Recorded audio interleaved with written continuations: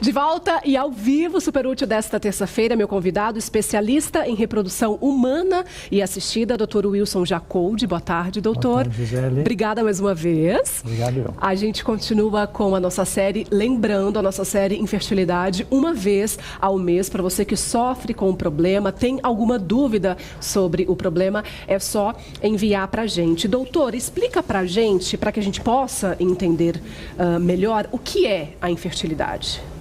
Então, Gisele, para nós médicos especialistas, a infertilidade é uma manifestação de alguma doença do sistema reprodutor masculino ou feminino, tá?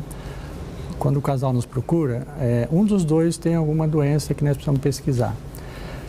Essa doença impede do casal engravidar e impede também de manter essa gravidez se caso o casal engravida. Então, a infertilidade não é só a dificuldade do casal engravidar. Os abortamentos também estão classificados como casal infértil. Aquele casal que tem dificuldade para engravidar ou tem abortamento de repetição, a gente categoriza como um casal infértil. E geralmente esse casal, doutor, ele procura um especialista depois de quanto tempo que estão tentando, né, o homem e a mulher estão tentando ter um bebê? Então, a gente é bem explicativo no sentido de que a mulher ela tem, os óvulos têm uma vida útil. Então, a gente sempre pede para o casal, até os 35 anos, fazer tentativas de pelo menos um ano. Tá? Então, tenta-se relações sexuais 2 a 3 vezes por semana, desde que esse casal não tenha alguma doença anterior. Por exemplo, uma paciente que tem um ovário policístico, uma paciente que tem uma endometriose anteriormente, então tem que ser tratado logo de início. Desejou ter a gravidez, já tem que procurar um especialista. Agora, aquele casal que é normal, que tem vida sexual 2 a 3 vezes por semana, ciclos regulares, a gente pede para esses casais, desde que tenham até 35 anos, esperar pelo menos um ano. Quando a mulher tem de 35 a 40 anos, devido aos 35 anos é o limite que a fertilidade da mulher começa a ter uma queda, aquela queda brusca que nós já falamos na entrevista anterior, então a gente pede para esse casal esperar no máximo 6 meses. Então, até 35 anos, 12 meses, dos 35 aos 40, 6 meses, e após os 40 anos, no máximo 3 meses. Esses casais passaram esse tempo de infertilidade, eles devem procurar um especialista para começar a investigar, porque algum fator tem, ou um fator feminino ou um fator masculino. Ou muitas vezes os dois têm patologia, quer dizer, 20% dos casos que nos procuram, os dois têm problema. E como a gente havia comentado na última participação do doutor, a infertilidade é mais comum do que a gente imagina, viu, gente? Muito comum. Muito. 20% dos casais, isso não é a nível de Brasil, é nível de mundo, de planeta. 20% dos casais, durante a sua vida reprodutiva, eles vão ter algum grau de dificuldade para engravidar. E quando o casal, doutor, procura o especialista, quais são os exames que este especialista pede para este casal? Então, o que a gente tem que ver do lado da mulher, Gisele?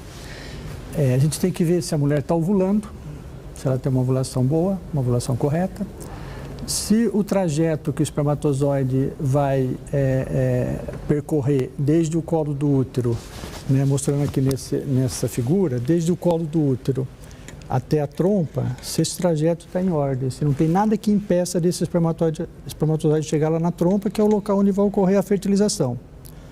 Tá? E se nesses órgãos tem alguma patologia. Tá? Então, o canal tem que estar aberto, o pertúrcio tem que estar aberto, a mulher deve ovular, esses órgãos devem estar em ordem e o homem tem que ter uma qualidade de esperma boa. São o que a gente pesquisa durante a pesquisa básica do casal infértil. Então, nós pedimos um espermograma para ver a concentração e a qualidade do óvulo, se o óvulo tem uma motilidade boa, se ele consegue sair aqui da ejaculação, ocorre aqui no colo do útero, ele tem que percorrer tudo isso até chegar na trompa. Pedimos exames hormonais para ver se a ovulação está acontecendo. Podemos fazer ultrassom endovaginal seriado, que é aquele ultrassom que a gente começa a fazer no começo do ciclo e vai até no período da ovulação, para ver se está ocorrendo a ovulação. E um raio-x do útero e das trompas, que chama histerosalpingografia. Esse raio-x ele vai mostrar todo o trajeto que o esperma faz até chegar ao óvulo. É importante aqui a gente dizer o seguinte, o ciclo biológico da mulher, o ciclo natural do mês da mulher, ele começa com o estímulo do hipotálamo na hipófise para que essa hipófise produza um hormônio chamado hormônio folículo estimulante. Isso quando a mulher menstrua no primeiro dia. Então, o hipotálamo lança uma mensagem para a hipófise vai produzir o hormônio folículo estimulante. Esse hormônio ele vai recrutar um folículo aqui no ovário. Esse folículo vai ser o folículo dominante. Ele vai crescendo, à medida que ele vai crescendo, ele vai produzindo um hormônio chamado estrógeno. Esse estrógeno é importante para quê? Para aumentar o muco cervical. Esse muco cervical é importante para quê? Para capacitar o esperma. Ele vai dar uma vitamina para o esperma, ele vai deixar o esperma mais rápido, mais móvel. Esse esperma vai ter mais motilidade para ele chegar até a trompa mais rápido. Esse estrógeno também, ele vai preparar o endométrio, que é o bercinho do bebê. Ao mesmo tempo que esse folículo vai crescendo, ele vai produzindo quantidades maiores de estrógeno. E esse estrógeno vai chegar no 12º dia, ele vai ter um pico. Esse pico de estrógeno vai fazer com que a hipófise secrete um hormônio chamado hormônio luteinizante. Esse hormônio luteinizante ele vai ser o responsável pela abertura do folículo, pela maturação do óvulo e pela abertura do folículo. Aí o folículo vai se abrir e vai eliminar o óvulo. E a trompa vai estar aqui ao lado do ovário para captar o óvulo e os espermas já vão estar aqui esperando para ocorrer a fecundação. Então, basicamente, é mais ou menos isso que acontece, Gisele. Doutor, o que acontece? Muitos casais, procuram o especialista, a mulher não é diagnosticado nenhum problema nela. No homem também não é diagnosticado nenhum problema nele. E por que o casal não consegue engravidar? Então, olha, os fatores que causam infertilidade são 35% de causas masculinas, 35% de causas femininas, 20% os dois têm problema e 10% a medicina não consegue fazer diagnóstico. Então, os exames são todos normais e o casal não consegue gestar, a mulher não consegue a gravidez, tá? Isso tem tratamento. Mais para frente nós vamos falar sobre o tratamento daquele casal que tem infertilidade sem causa aparente. Perguntas, várias perguntas, a gente só precisa ver se vai dar tempo de fazer. Priscila Mendonça de Bauru, sou infértil e gostaria de saber quais são os exames que as mulheres devem fazer para determinar a reserva de óvulos. Então, esse hormônio aqui que a hipófise secreta, que é o FSH, feito no 2º ou 3º dia do ciclo, é um exame mais usado pelo ginecologista geral para ver a reserva ovariana, tá? Agora, na medicina reprodutiva, os especialistas, nós estamos lançando mão de um hormônio agora chamado hormônio antimileriano. O que é esse hormônio? Esse hormônio ele é produzido pelos folículos. Os folículos menores que 6 milímetros produzem esse hormônio. Então, quanto menos hormônio hormônio antimileriano a mulher tem, menos folículo ela tem.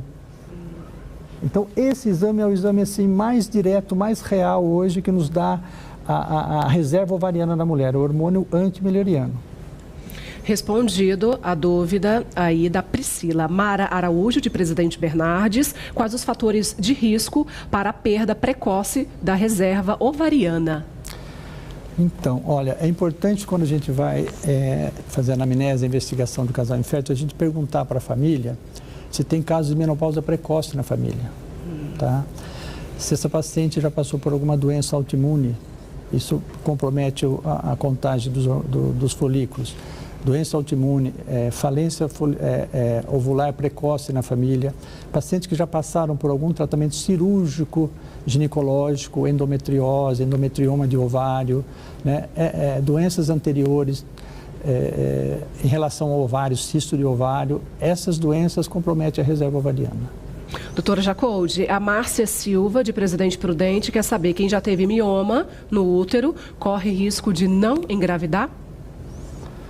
Não, o mioma ele não é fator, vamos dizer assim, de dificuldade para engravidar, tá? Desde que ele não esteja dentro do útero, no local onde o bebê vai se implantar, tá?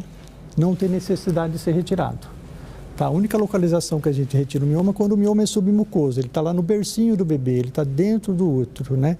Agora, o mioma na parede do útero, no mioma para fora do útero, a gente não tem necessidade de remover para que o casal se torne gestante. Ana Carla Silva, de Presidente Epitácio, estou casada há 8 meses, estamos tentando engravidar desde a lua de mel, mas não estamos conseguindo. Eu tomei anticoncepcional durante muito tempo. Pode ser isso, doutor? O que eu faço? Não, olha, o que acontece é o seguinte, quando a mulher começa a tomar anticoncepcional, muitas vezes, com 18, 20 anos, ela já tem um fator de infertilidade e não sabe. Ela já teve uma infecção na trompa, uma infecção silenciosa, ou ela já está com endometriose, ela não está sabendo disso. Ela começa a tomar a pílula, toma 10, 15 anos. Terminou a pílula, no mês seguinte, os ciclos já se tornam ovulatórios. Então, essas pacientes, é aquilo que eu falei, 35 anos, 1 ano. Tá? Passou de 35 anos, 6 meses. Então, passou 1 ano, não engravidou, já procura, não fica colocando como a pílula um fator de infertilidade que não é a pílula. Ela deve ter uma inflamação na trompa, uma endometriose, alguma coisa que ela já tinha antes de começar a tomar a pílula. Procurar o especialista para fazer um diagnóstico mais preciso, né, doutor Wilson? Perfeito. Próximo mês a gente volta com a nossa série, tá? Tem dúvida? Pode mandar que a gente guarda todas. Em julho, doutor Wilson Jacoudi volta a participar com a gente. Obrigada, com certeza. doutor. Obrigado. Prazer sempre, Obrigado viu? eu, Intervalo, já já. Eu continuo ao vivo aqui na tela da Band, tá bom?